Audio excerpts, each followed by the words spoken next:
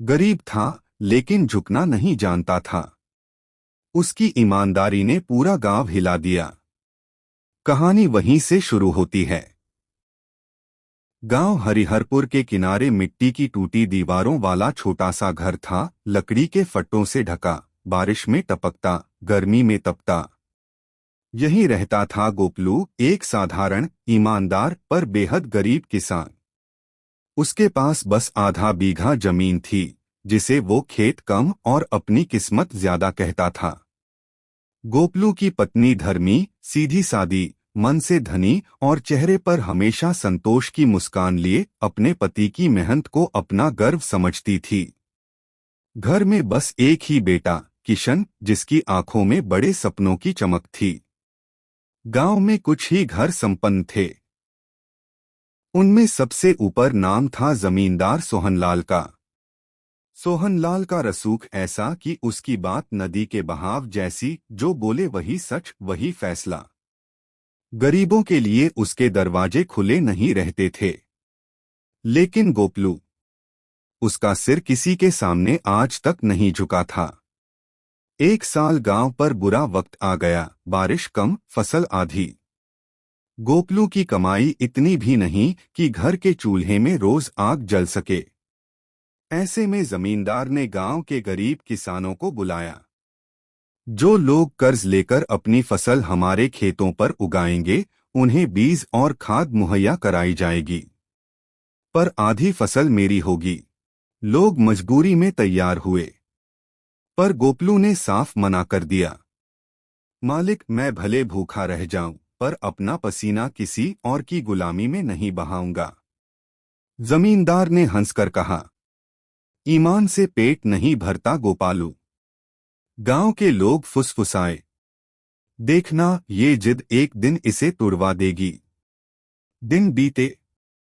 एक शाम जमींदार के खेत से खबर आई, 3 बोरे गेहूं चोरी हो गए।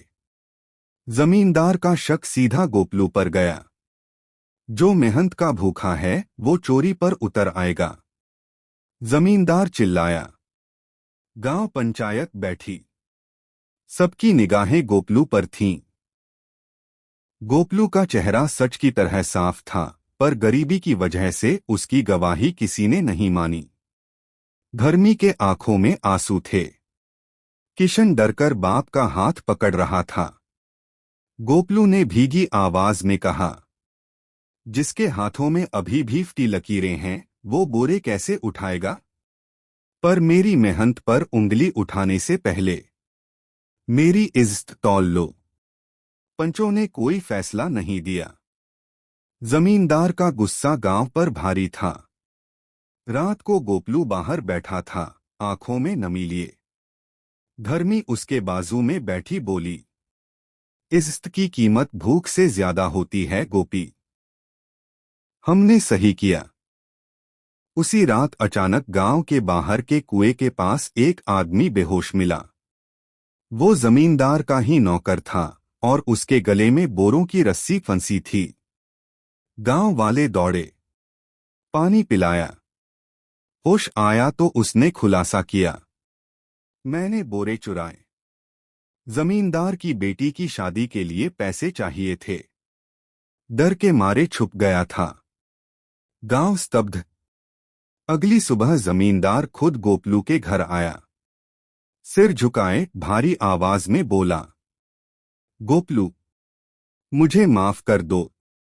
मुझे लगा गरीबी आदमी की नीयत खा जाती है, लेकिन तुमने साबित कर दिया कि इंसानियत, पसीने और इज्जत से बड़ी कोई दौलत नहीं।